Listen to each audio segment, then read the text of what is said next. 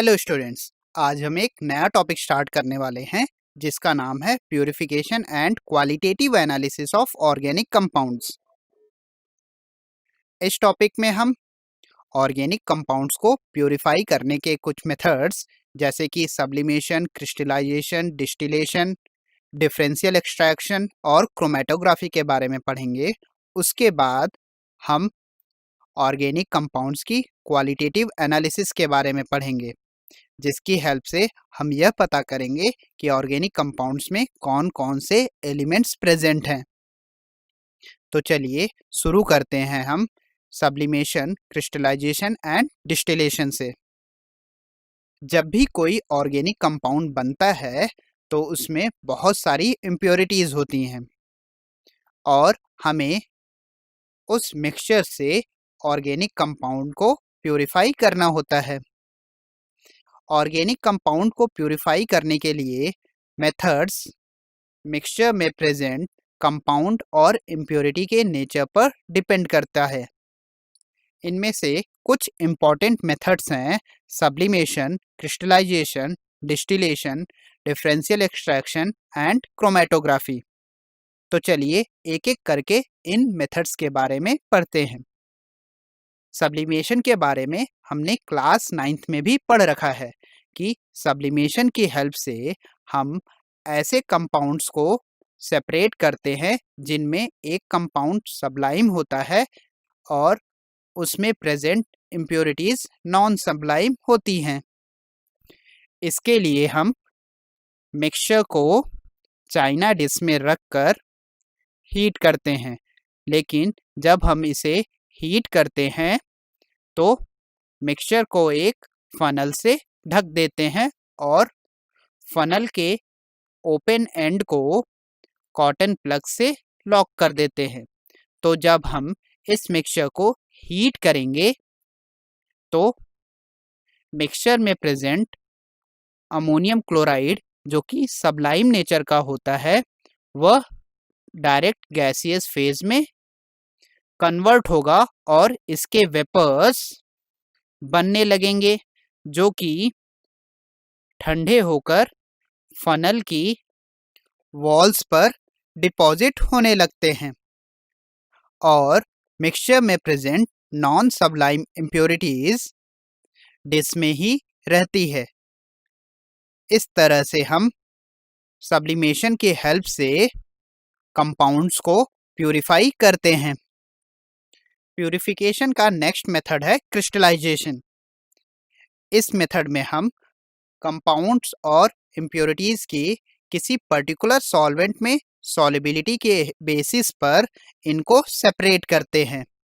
जैसे कि अगर हम एक ऐसा मिक्सचर लेते हैं जिसमें कंपाउंड एक पर्टिकुलर सॉल्वेंट में सॉल्युबल होता है और इम्प्योरिटीज उस सॉल्वेंट में इनसॉल्युबल नेचर की होती हैं, तो जनरली ऑर्गेनिक कंपाउंड्स वाटर जैसे सॉल्वेंट में स्पैरेंजली सॉल्युबल होते हैं। तो इनको ज़्यादा डिसॉल्व करने के लिए हम सॉल्यूशन को हीट करते हैं, जिससे कि इनकी सॉल्युबिलिटी सॉल्यूशन में बढ़ जाती है और सॉल्यूशन में प्रेजेंट इम्प्योरिटीज इनसॉल्युबल होने के कारण प्रेसिपिटेट हो जाती हैं और हम सॉल्यूशन को हीट करके एक कंसंट्रेटेड सॉल्यूशन बना लेते हैं। फिर हम इस सैचुरेटेड सॉल्यूशन को कूल करते हैं। कूल करने पर सॉल्यूशन में प्रेजेंट प्योर कंपाउंड्स क्रिस्टल्स के फॉर्म में प्रेसिपिटेट होने लगते हैं और इन क्रिस्टल को हम फिल्ट्रेशन की हेल्प से रिमूव कर लेते हैं और इस तरह से हमें प्योर ऑर्गेनिक कंपाउंड मिल जाता है। यदि कंपाउंड में कोई ऐसी इम्प्योरिटीज प्रेजेंट हैं जो कलर इम्पार्ट करती हैं तो उनको हम एक्टिवेटेड चारकोल की हेल्प से सेपरेट करते हैं। एक्टिवेटेड चारकोल बहुत ही अच्छा एड्जॉर्बेंट होता है जो कि कलर्स को बहुत आसानी से एब्जॉर्ब कर लेता है। कंपाउंड्स को प्यूरिफाई करने का अगला मेथड है डिस्टिलेशन। डिस्टिलेशन में हम कंपाउंड्स को उनके बॉइलिंग पॉइंट के डिफरेंस के बेसिस पर सेपरेट करते हैं। यहाँ पर हम डिस्टिलेशन को 4 तरीके से पढ़ेंगे, जिसमें पहला मेथड है सिंपल डिस्टिलेशन, दूसरा मेथड होता है फ्रैक्शनल डिस्टिलेशन, तीसरा मेथड होता है डिस्टिलेशन अंडर रिड्यूस्ड प्रेशर और चौथा मेथड होता है स्टीम डिस्टिलेशन। तो चलिए एक एक करके इन डिस्टिलेशन मेथड्स के बारे में पढ़ते हैं।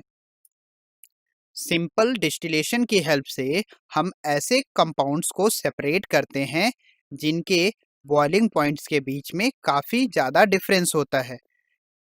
जनरली यह डिफरेंस 25 डिग्री सेल्सियस से ज़्यादा होना चाहिए। एग्जाम्पल के लिए अगर हम क्लोरोफॉर्म और एनिलीन का मिक्सचर लें तो इनके बॉइलिंग पॉइंट में काफ़ी डिफरेंस होने के कारण इनको हम सिंपल डिस्टिलेशन मेथड से सेपरेट कर सकते हैं। सिंपल डिस्टिलेशन में हम मिक्सचर को एक फ्लास्क में लेकर हीट करते हैं। हीट करने पर वह लिक्विड जिसका बॉइलिंग पॉइंट कम होता है या फिर कहें कि वह लिक्विड जो मोर वोलेटाइल होता है वह वेपराइज होने लगता है और इसके वेपर्स को हम कंडेंसर की हेल्प से कंडेंस करके यहाँ से प्योर लिक्विड फॉर्म कर लेते हैं। वहीं फ्रैक्शनल डिस्टिलेशन की हेल्प से हम ऐसे लिक्विड्स को सेपरेट करते हैं जिनके बॉइलिंग पॉइंट्स के बीच में ज़्यादा डिफरेंस नहीं होता है, यानी कि जिनके बॉइलिंग पॉइंट के बीच में डिफरेंस 25 डिग्री सेल्सियस से कम का होता है। इसके लिए हम कुछ ऐसा सेटअप लेते हैं जिसमें हम फ्लास्क को ऑयल बाथ में रखकर हीट करते हैं। ऑयल बाथ का यूज़ हम यहाँ पर इसलिए करते हैं ताकि लिक्विड की हीटिंग सारे डायरेक्शन में एक बराबर हो। फिर हम इस फ्लास्क को फ्रैक्शनेटिंग कॉलम से जोड़ देते हैं जिनमें बीड्स भरे होते हैं और इसको फर्दर कंडेंसर से कनेक्ट करते हैं। यहाँ पर फ्रैक्शनेटिंग कॉलम एक टेम्परेचर ग्रेडियंट क्रिएट करता है जिसके कारण ज़्यादा बॉइलिंग पॉइंट वाले लिक्विड के वेपर्स फ्रैक्शनेटिंग कॉलम में ही कंडेंस हो जाते हैं और लो बॉइलिंग पॉइंट वाले लिक्विड के वेपर्स कंडेंसर तक पहुंच पाते हैं। फिर हम इस कंडेंसर में वाटर पास कर कर वेपर्स को कूल करते हैं और अडेप्टर की हेल्प से प्योर लिक्विड को इकट्ठा कर लेते हैं। यहाँ पर यूज़ होने वाला फ्रैक्शनेटिंग कॉलम बहुत सारे टाइप का होता है, जिसमें एक टाइप होता है simple packed fractionating column. Simple packed fractionating column में हम एक ट्यूब लेते हैं और इस ट्यूब में ग्लास बीड्स भर देते हैं। ये ग्लास बीड्स वेपर्स के फ्लो में रेजिस्टेंस क्रिएट करते हैं जिसके कारण टेम्परेचर ग्रेडियंट बन जाता है। वहीं दूसरे तरीके का फ्रैक्शनेटिंग कॉलम होता है बबल प्लेट कॉलम। इसमें हम कॉलम में बहुत सारे प्लेट्स लगा देते हैं और इन प्लेट्स से वेपर्स को पास करने के लिए बबल कैप्स लगे होते हैं। यहाँ पर भी ये वेपर्स के फ्लो में रेजिस्टेंस क्रिएट करते हैं जिसके कारण टेम्परेचर ग्रेडियंट क्रिएट हो पाता है। फ्रैक्शनल डिस्टिलेशन का सबसे इम्पॉर्टेंट एप्लीकेशन पेट्रोलियम इंडस्ट्री में पेट्रोलियम से डिफरेंट कंपोनेंट्स को एक्सट्रैक्ट करने के लिए करते हैं।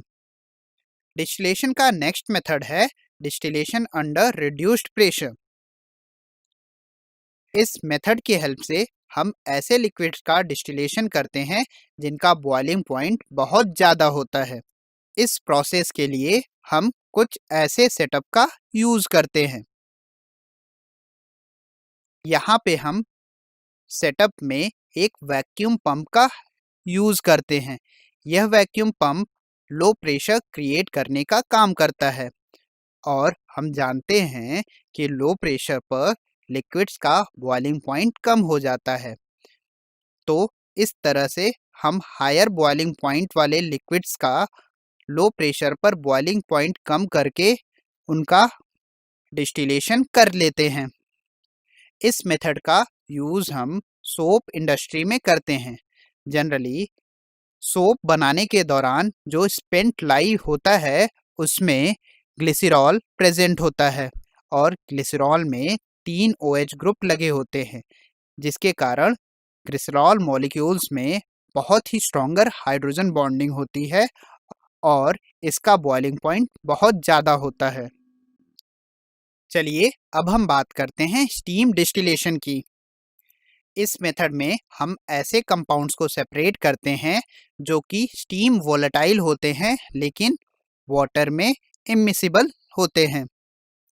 तो इस प्रोसेस के लिए हम ऐसे सेटअप का यूज़ करते हैं। यहाँ पर हम कंपाउंड के मिक्सचर में स्टीम को पास करते हैं।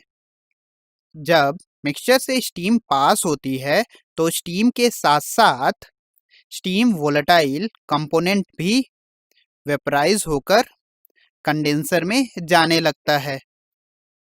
फिर हम इन वेपर्स को जब कंडेंस करते हैं तो कंपोनेंट वाटर में इमिसिबल होने के कारण फाइनल कंटेनर में वाटर और लिक्विड के 2 लेयर्स बन जाते हैं, जिनको आप यहाँ पर देख सकते हैं। हमने पढ़ रखा है कि कोई भी लिक्विड तभी बॉयल करता है जब लिक्विड का वेपर प्रेशर एटमॉस्फेरिक प्रेशर के इक्वल हो जाता है। इसको हम कुछ इस तरह दिखा सकते हैं।